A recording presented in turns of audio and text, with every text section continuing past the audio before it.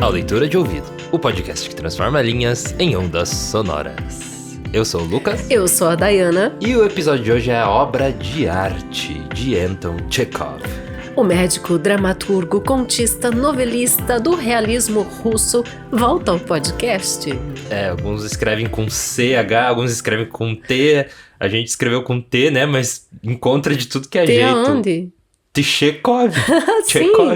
Não, mas eu sempre encontrei com o T na frente. Mas você escreve com C e vem como certo também. Chekhov.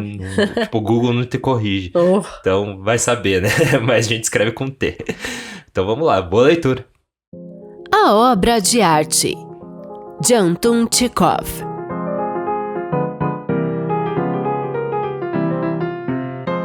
Carregando sob o braço um objeto embrulhado no número 223 do mensageiro da bolsa, Sasha Smirnov, filhinho de mamãe, assumiu uma expressão de tristeza e entrou no consultório do Dr. Kokelkov. "Ah, meu grande jovem!" exclamou o médico. "Como vamos? O que há de novo?" Fechando as pálpebras, Sasha pôs a mão no coração e, comovido, falou: "Mamãe lhe manda seus cumprimentos, Ivan Nikolaevich, e me encarregou de lhe agradecer. Mamãe só tem a mim no mundo, e o senhor me salvou a vida, curando-me de grave enfermidade e não sabemos como lhe agradecer." "Ora, o que é isso, meu jovem?" atalhou o médico realizado. "Não fiz mais do que qualquer um no meu lugar teria feito." Depois de observar o presente, o médico coçou lentamente a orelha, bufou e suspirou confuso. "Sim", murmurou. "É algo realmente magnífico, como diria, um tanto ou quanto ousado. Não é apenas decotada, sei lá, que diabos. Mas por que diz isso? Nem a serpente em pessoa poderia inventar alguma coisa de mais indecente. Se eu colocasse esta fantasiazinha na mesa, iria contaminar a casa toda. Que modo mais excêntrico tem o senhor de interpretar a arte?" disse Sasha, ofendido. "É um objeto artístico. Olhe, que beleza, que elegância. É de se ficar com a alma inundada de piedade e com a lágrima a subir aos olhos. Contemplando-se tamanha beleza, nos esquecemos de tudo que seja da terra. Veja bem, que movimentos, que harmonia, que expressão." "Compreendo muito bem tudo isso, meu caro", interrompeu o médico.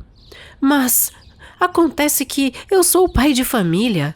Meus filhos costumam vir aqui. Recebo senhoras." "É evidente", disse Sasha, "que se a gente adotar o ponto de vista do povo, este objeto, altamente artístico, causará uma impressão diferente.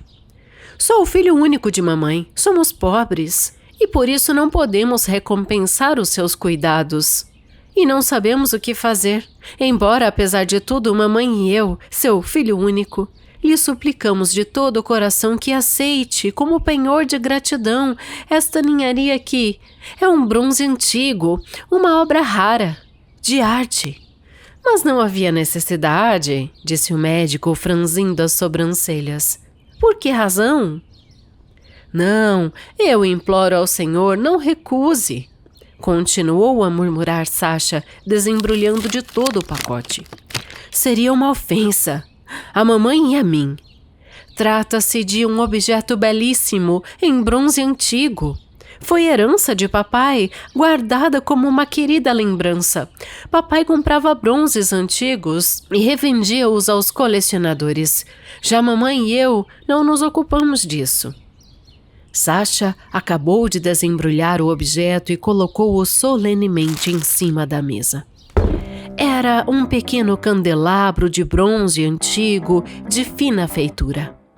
Representava duas figuras femininas em trajes de Eva e em atitudes que não ousaria, nem tenho temperamento para isso, descrever. As figuras sorriam ostensivamente, dando a impressão de que, não fossem retidas pela obrigação de suster o castiçal, teriam imediatamente fugido do pedestal, dançando tal cancã que, amigo leitor, nem é bom imaginar.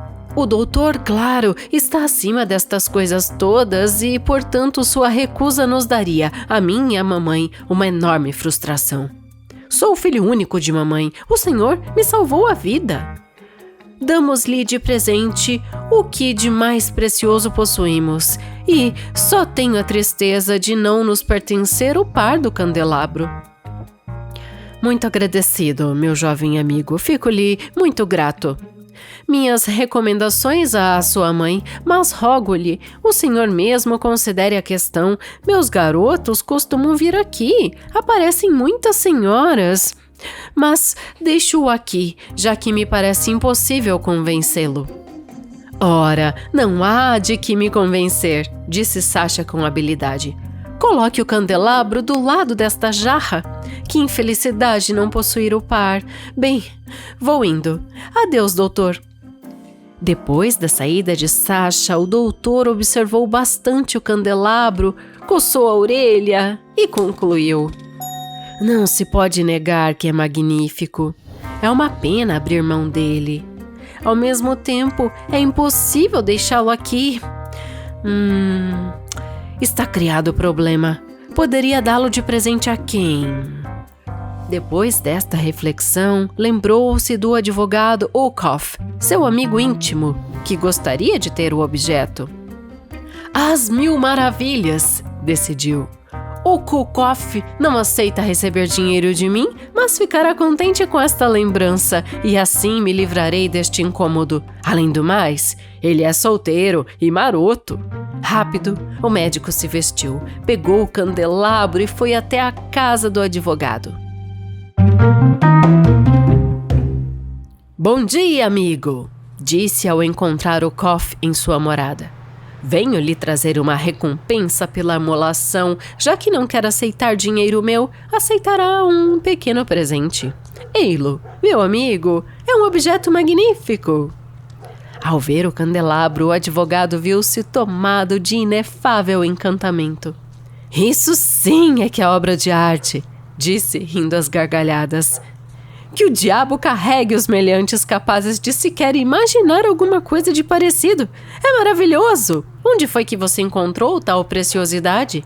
Assim que o entusiasmo se esgotou, o advogado lançou temerosos olhares para o lado da porta e disse: No entanto, meu velho amigo, é melhor levar de volta o seu presente, não posso aceitá-lo. Por quê? Quis saber, espantado, o médico. Porque mamãe vem aqui, meus clientes, e além do mais, é constrangedor em relação aos criados. Ora, essa é boa! Você não terá a ousadia de recusá-lo. E o médico agitou as mãos. Eu ficaria ofendido. Trata-se de um objeto de arte. Que movimentos, que expressão. Não quero ouvir seus argumentos. Você me deixaria melindrado. Se pelo menos tivesse alguma sutileza, ou se estivesse coberta. O médico, porém, ainda a agitar as mãos e contente por conseguir se desfazer do presente, voltou para o seu consultório. Sozinho em casa, o advogado pôs-se a examinar o candelabro, apalpou-lhe todas as partes. E da mesma forma que o médico, viu-se tentado a refletir sobre o que deveria fazer com ele. É um objeto belíssimo, pensou. Seria uma pena se desfazer dele. Ao mesmo tempo, é inconveniente tê-lo em casa. Melhor seria oferecê-lo a alguém. Já sei, vou levá-lo hoje à noite ao cômico Shekhine. O sacana adora as coisas desse gênero, e hoje é justamente o dia de sua estreia. Foi o que fez. Tão rápido quanto pensou. À noite, o candelabro lindamente embrulhado era oferecido ao cômico Shekhine. A noite toda, o camarim do artista foi invadido pelos homens que queriam admirar o presente. A noite toda foi de murmúrios de aprovação e de risadas que mais pareciam relinchos. Quando uma artista se aproximava do camarim e perguntava: "Pode-se entrar?", logo a voz rouca do cômico retumbava: Não, cara amiga, estou sem roupa." Terminado o espetáculo, Shaquin dizia, dando de ombros e abrindo os braços. Onde vou colocar tamanha indecência? Moro em casa de família e recebo muitos artistas. Isso não é como uma fotografia que a gente pode esconder dentro da gaveta. Ora, por que não o vende, senhor? Aconselhou o cabeleireiro que o ajudava a trocar de roupa. Tem uma velha aqui no bairro que compra bronze antigo. Vá lá e pergunte pela senhora Smirnoff. Todo mundo a conhece. O cômico resolveu seguir o conselho. 2 dias depois, o Dr. Kokelkoff meditava sobre os ácidos biliosos de dedo na testa. Subitamente, a porta se abriu e Sasha Smirnoff jogou-se a seu encontro, sorria exultante. E todo o seu ser transpirava felicidade. Trazia alguma coisa embrulhada em jornal. Doutor, disse ofegante, imagine só nossa alegria. Para nossa felicidade, encontramos o par do seu candelabro. Mamãe está se sentindo tão feliz e o senhor me salvou a vida. E então, tremendo de gratidão, Sasha colocou o candelabro diante dos olhos de Ivan Nikolaevich. O médico quis dizer alguma coisa, mas não conseguiu. Perdera o uso da palavra.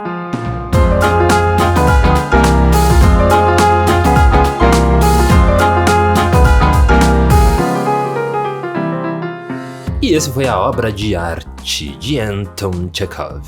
Anton Chekhov. Anton. O nome dele já é uma obra de arte, né? Inclusive porque tem o Pavlov no meio. Anton Pavlov Chekhov. Ah, é verdade. O nome do pai, né? Acho que era. O pai dele era um Pavlov. A gente sempre dá um tiro no escuro quando tá lendo nomes em russo aqui. Tudo bem. Tudo bem, a gente não precisa ser fluente em russo. Mas eu quero te fazer uma pergunta retumbante para começar os debates de obras de arte. Pode retumbar a pergunta. Você concorda mais com Aristóteles, de que a arte imita a vida, ou com Oscar Wilde, que a vida imita a arte? A arte imita a vida imita a arte. Eu acho que é uma retroalimentação, né? Eu acho que é as duas coisas. É difícil dizer que é só o que a gente faz na vida baseado no que, enfim, a gente ouvia dos filósofos lá muito tempo atrás, depois dos poetas, hoje do cinema, das séries, né? Então acho que é uma coisa que se retroalimenta, né? Porque se for ver tudo que a gente lê também, né? É influenciado por passagens da vida e isso também acontece ao contrário, né? Então, na verdade, para ambos, tanto para Aristóteles quanto para Oscar Wilde, existe essa retroalimentação, ela não é negada.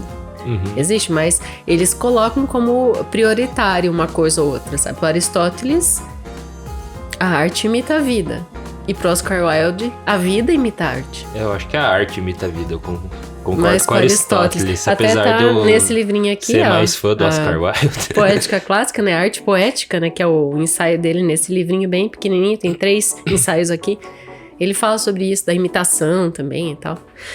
Fala de catarse, da mimese. Todos esses conceitos são importantes para a literatura. Mas eu acho até que seria legal abrir uma caixinha, talvez, aqui no episódio, pedindo pro leitor de ouvido, pra você a arte imita a vida ou a vida imita a arte? Dá de fazer dá de fazer uma votação, então fazer uma votação aí embaixo. Pra ver qual percentual vai ganhar, Se você tá né? ouvindo no Spotify, você pode ir aí pra baixo e votar nesta pergunta. Muito bom. E assim, esse texto me provocou para ir buscar um artigo do Walter Benjamin, aquele que tão bem descreveu o narrador, né? Pro Walter Benjamin, esse teórico da literatura, existem 2 tipos de narradores.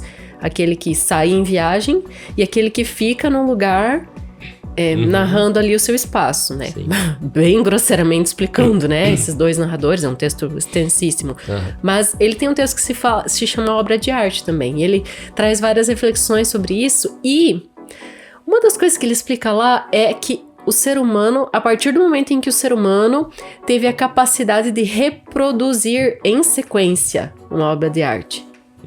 Porque assim, até algum certo tempo da história da humanidade, a obra de arte era única, irreproduzível, né?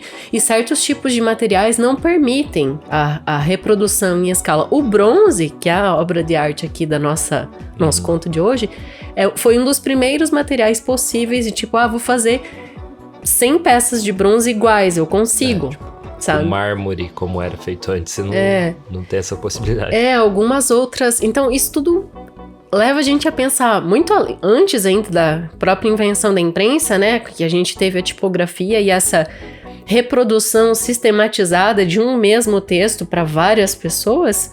E isso aconteceu antes com a obra de arte. Mas é difícil, né? Porque eu acho que uma obra de arte, existe um espírito dentro dela, né? Existe... Pro artista, você é artista, pode falar melhor sobre isso. Mas pro artista, quando ele concebe uma peça, ele tá fazendo uma coisa única. Em algum momento aquilo foi único, mesmo que depois ele seja reproduzido de várias peças. A gente teve essa grande revolução, né, da mídia impressa e dessa fácil reprodução das coisas. E hoje a gente tá vivendo outra, né, dessas revoluções, que é com a inteligência artificial, que com uma simples frase você consegue fazer uma ilustração, uma arte, representar uma foto, qualquer coisa, enfim. Então acho que agora a gente tá vivendo outra revolução dessas, né? Que é um pouco assustador, mas também é algo que, se a gente olhar pro passado, já aconteceram outras revoluções, né? E o que a gente tem que fazer é se adaptar. Mas eu tô sentindo que tá acontecendo outra, né? Eu não gosto muito de falar desse assunto de inteligência artificial, porque a gente sempre cai meio que num limbo depressivo, assim. Os artistas não vão ter mais lugar, porque agora é muito fácil você fazer arte, enfim. Mas eu acho que não é o caso, né? Só vai ser um caso de a gente adaptar como a gente produz arte, né? Então... Eu acho legal você trazer isso à tona aqui nessa discussão. E esse texto nos permite isso, né? Uhum. Nos permite que tá falando de obra de arte. Quem não gosta, né, de apreciar uma obra de arte, vai em museu, vê lá, nossa, a peça que a Tarsila do Amaral pintou, que o fulano de tal esculpiu, né? Tipo, a gente, nossa, que sensacional. A mão desse artista teve ali. Carrega uma alma junto, né? É um artefato mesmo. Como se você ir num museu e ver um artefato inca, indígena, ou algo muito antigo, assim, que, né, você pensar aquilo tava na mão foi usado de verdade, tava na mão de alguém, ou no caso de uma obra de arte, né, foi feito pela mão do Salvador Dali, ou foi feito pela mão do Da Vinci, enfim, né, você pensar que a pessoa tocou naquilo, né, alguém tão influente. Então, que criou realmente carrega uma alma diferente do que uma arte digital, por exemplo. E vai revelar que a gente teve ali umas 2 capas. Inclusive, a gente se apurou nos episódios passados e teve 2 capas que foram geradas por inteligência artificial. Eu fiz umas pequenas ajustezinhos assim, mas foi gerado pela inteligência artificial, o Castelo de Faria, do Alexandre Herculano, e os poemas da Emily Dickinson. Então já foi usado. Então no final das contas é uma ferramenta, né? Eu acho legal a gente falar isso, assim, sabe? Para as pessoas, que tipo, é uma ferramenta que você, como ilustrador e artista, tá testando, e a gente pode debater isso aqui também, né? Uhum. Eu acho bem, bem interessante.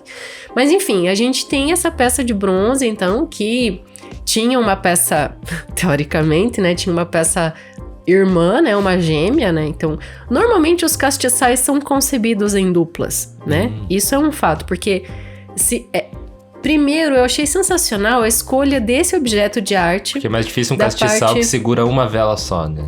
E na verdade mesmo uma única peça, ela tem várias, né? É como se fosse uma mão aberta ali, né? Tem vários dispositivos para colocar a vela. Sim. Dispositivo é uma coisa eletrônica. Os copinhos ali. Várias ponteiras, né?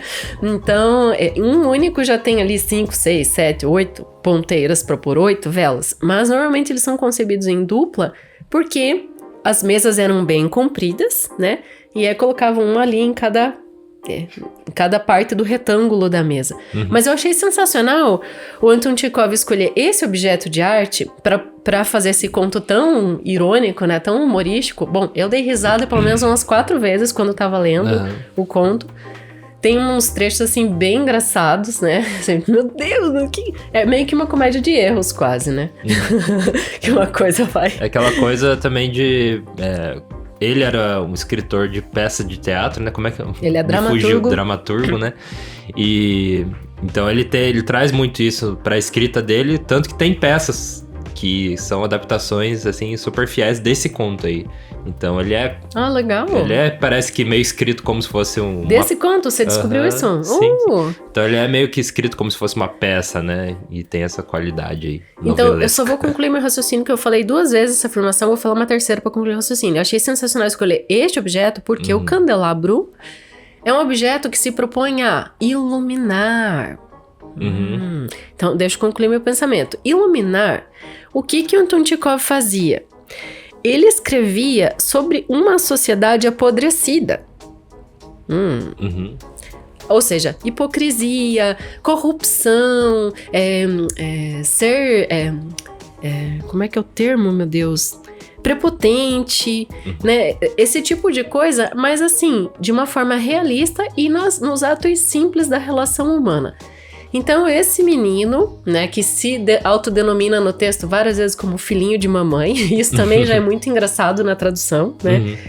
Pena que eu não consegui saber quem é o tradutor, pra gente dar o crédito aqui. Se você reconheceu a sua tradução, acuse-se, que daí a gente dá o crédito posterior. Mas, filhinho de mamãe, e o nome dele é Sasha. Bom falar que Sasha, só no Brasil que é um nome de menina, né? Que é a filha da Xuxa. Porque lá na Europa, e olha lá em ainda, vários tem países, muita Sasha por aí. Sasha é um nome masculino, né? Na França é masculino, na Rússia é masculino, etc. Então é um nome de homem mesmo, né? Mas esse filhinho de mamãe, então, ele chega e vem a pedido da mãe, né?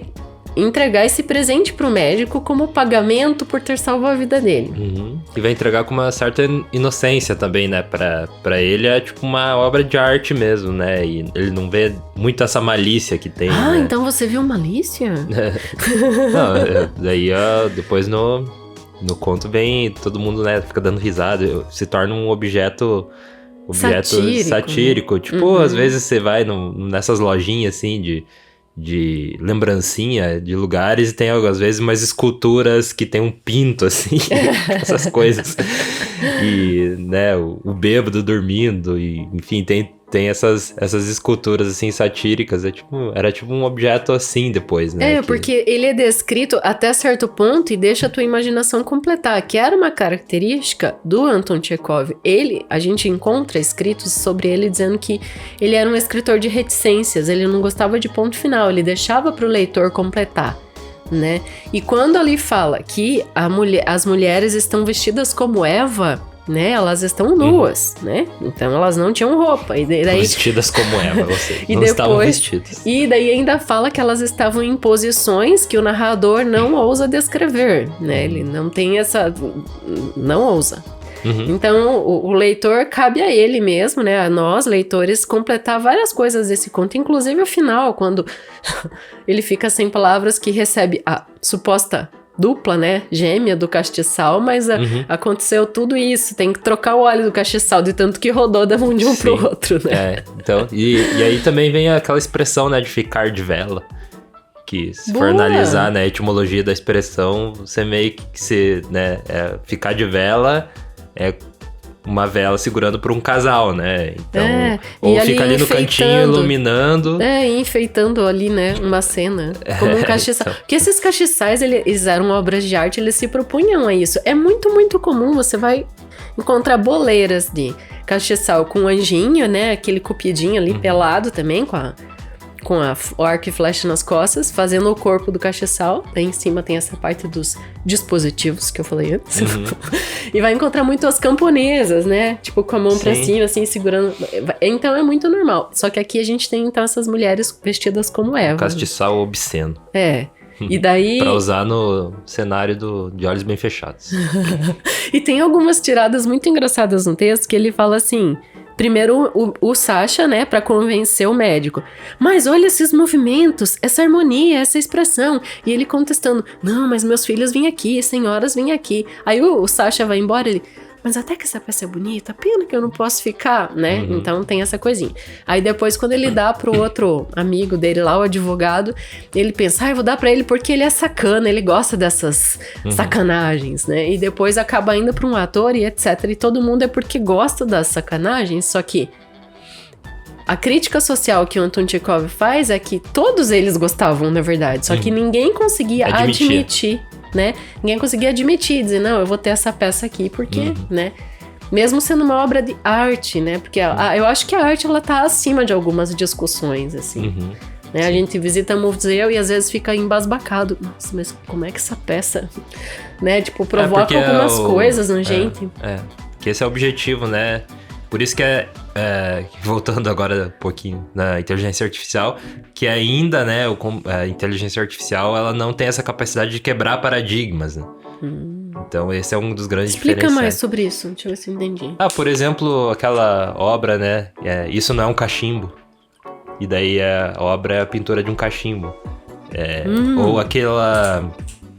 aquela que é um vaso sanitário, né, que é só um mictório. Meu Deus, que é do Pollack, eu acho que é o mictório. Que é justamente para você questionar, né, aquilo, né? Isso aí é arte de verdade, tipo... Então esse é o objetivo. Ou às vezes tem uma pintura lá numa galeria que é só um pontinho, né? Então ela tem esse objetivo de causar essa quebra de paradigma. Não é necessariamente um grande feito técnico aqui, né? Nessas horas eu acho que a arte tem o poder de questionar a miséria e a pequenez humana. Quando você vê uma obra assim, é meio que um tapa na cara, né? Tipo, o que você tá fazendo da tua vida? Então isso que é uma coisa o que fica são as ideias, né? Então, tipo, a reprodução técnica de alguma coisa, talvez a inteligência... Talvez não, ela já chegou, né? Nisso de conseguir reproduzir essa complexidade técnica, mas ela não consegue reproduzir ideias, né? Então isso é com o ser humano, por enquanto. Eu espero que seja por longos e longos anos e sempre seja assim. Na verdade, que então, o ser humano nunca seja não substituído. Né? Tem muito artista que fica deprimido com isso e fica louco, meu Deus. Então, eu acho que como todas as outras coisas, é mais uma ferramenta, né? Então não precisa se desesperar, não. Muito bom. Bom, então esse bom senso, né? Esse bom senso vulgar e mercantil, digamos assim, que muitas vezes o capitalismo deturpa, é questionado pelo Anton Chekhov em vários textos. E esse é um deles, né? Porque tudo que tem a ver na vida cotidiana, que são essas cenas realmente reais, mas que a gente pode estar tirando essa lição, né? Ele escreveu sobre isso. E esse é um dos humoresques dele. Ele se sustentou por esses humoresques, né? Esses contos bem curtinhos. E foi um momento, assim, que ele despontou na Rússia, bem difícil para a história, que teve o assassinato de um czar lá, o czar I, se não me engano. E teve muita revolta popular. Ele foi, inclusive, assassinado por populares, né? E daí houve uma... Assim, a sociedade virou meio que uma bagunça e ele foi convidado, assim, para escrever para jornal. E ele fazia esses humoresques, né? Essas historinhas curtas, escrevia muito demais mesmo, esses continhos. Esse é super rápido, né? Em menos de 20 minutos ali a gente fez o audiodrama desse conto e... Só que ele é realmente bem engraçado, é para entreter. Porque existe esse movimento da arte, né? Da produção literária, de tirar um pouco o foco da miséria da vida, né? O foco da miséria da vida e leva para entretenimento, né? Também tem esse poder.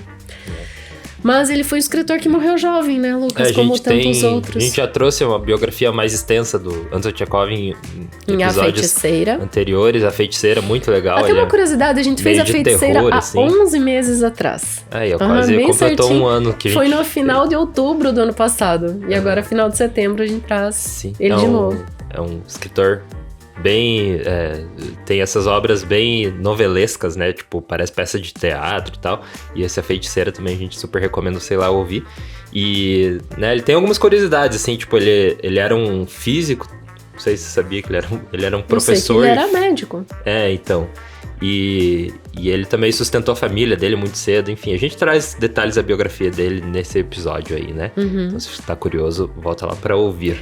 Uma coisa que eu quero falar sobre ele é que, como dramaturgo, ele foi muito profícuo, assim, né? Ele, ficou muito famoso e fez 5 obras-primas da dramaturgia ocidental. Eu vou falar o nome desses textos aqui, que é Ivanov, A Gaivota, Tiulvônia, que em alguns lugares se encontra como Tiavânia, mas é Tiulvônia, As Três Irmãs, que é bem emblemático, e O Jardim das Cerejeiras, também é muito famoso.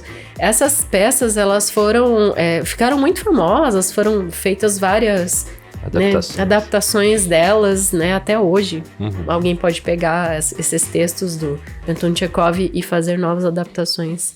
E são, assim, as clássicas da dramaturgia ocidental. Acho que é legal jogar isso aqui na mesa. Sim, então você comentou que ele morreu cedo, né? Foi com 44 anos, Isso. Da doença aí dos poetas, a tuberculose.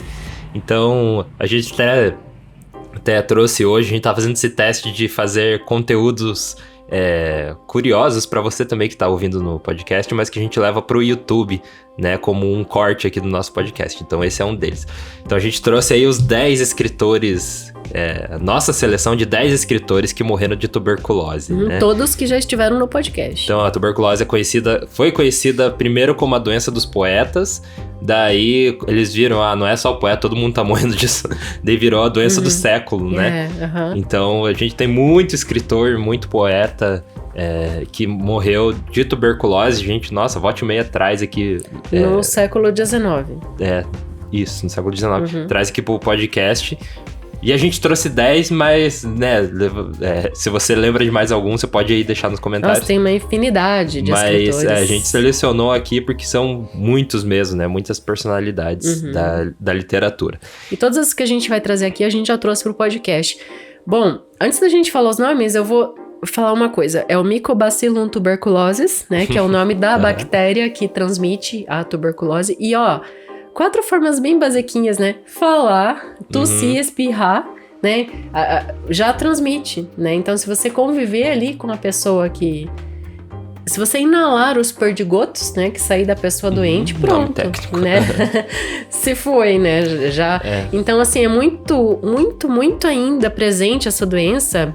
Tem gente que acha que tuberculose é uma doença do passado. Mas não. Depois do Covid, é a doença que mais mata hoje ainda. E o Brasil é um dos países que mais tem casos de tuberculose todos os anos. Então, é impressionante. O perigo dela é ficar... meio como a meningite, né? Fechado numa sala, muitas pessoas fechadas numa sala, que daí aquela bactéria vai circulando, né? E pode contaminar uma sala inteira, né? Então é bem terrível. Isso aí, a gente tem muitos escritores que morreram muito cedo de tuberculose. Então vamos começar, que agora eu percebi que tem 11, porque se juntar o Anton Chekhov deu 11. Escritores. Então, o título vai ser 10... Mas ele é a cereja do bolo. O título vai ser 10 escritores que morreram de tuberculose, mas vamos além de Anton Chekhov. Além do Anton Chekhov, que morreu ali com 44 anos. Então, o Franz Kafka morreu, né, de tuberculose. A gente já trouxe ele aqui no podcast com o conto... O Artista da Fome? O Artista da Fome, olha, mais arte. Eu vou falar outra. Ai, desculpa, ele deu um soco no joelho. Eu vou falar outra e me dá um tapão aqui. Ainda bem que ficou embaixo da mesa, ninguém viu. E a gente é karateca, o nosso soco dói. Catherine Mansfield, então a gente trouxe Êxtase, né? Aquele conto tão legal dela, também morreu de tuberculose. O Castro Alves, esse é clássico. Um grande... poeta aí, esse aí acho que todo mundo sabe que ele morreu de tuberculose. Foi meio cedo também, né? E foi junto com...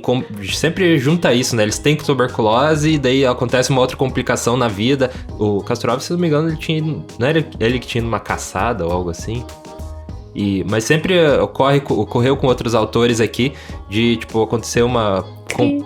O Edgar Allan Poe foi assim, né? Ele tava com tuberculose e teve várias complicações. Mas ele não tá na lista. Ele não tá na lista. Mas senão tô dizendo que isso acontece de...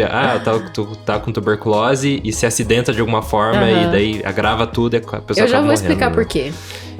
Mas antes vou falar do amiguinho dele que também morreu de tuberculose, que é o Casimiro de Abreu, de meus 8 anos, né? As primaveras e tudo mais. Muito cedo também. Muito cedo, 20 e pouquinhos anos, né? Ele acho que tinha 21, o Casimiro. E o Castro Alves, 24. Se tua memória tá boa, então é isso. Daí o Guy de Maupassant. Que era super amiguinho aqui, o tríodo com o Anton Chekhov é o Guy de Maupassant e o Henry James, que são considerados assim os pais do conto, né? Essa narrativa curta aí. Em seguida o... George Orwell. George Orwell, né? Então A gente trouxe 2 textos dele já. A gente trouxe? Não foi o... Não, a gente trouxe do outro. George Orwell é da Guerra dos Bichos, né? A Revolução dos Bichos. Isso, então a gente... Eu tô falando A Guerra dos Mundos. Não, esse é o H.G. Wells.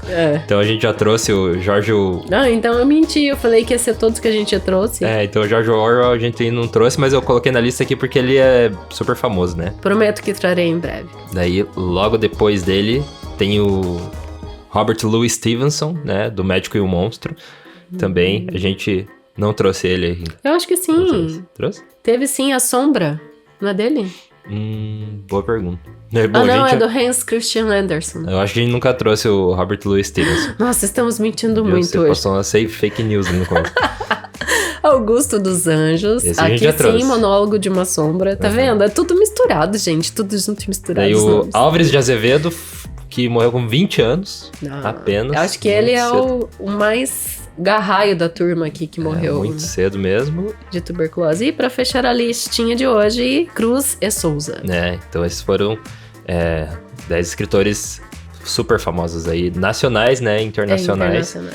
Que morreram de tuberculose, a doença dos poetas, a doença do século, né? E além deles, o Anton Chekhov, que a gente trouxe hoje aí nesse episódio. E eu vou explicar por que acontecia isso. Então, o que acontece? A tuberculose, eu não sou médica, né? Como o Anton Chekhov. Explica rápido, a gente tem 3 minutos. Ai, não me impressiona. Vai abrindo os apoiadores, né?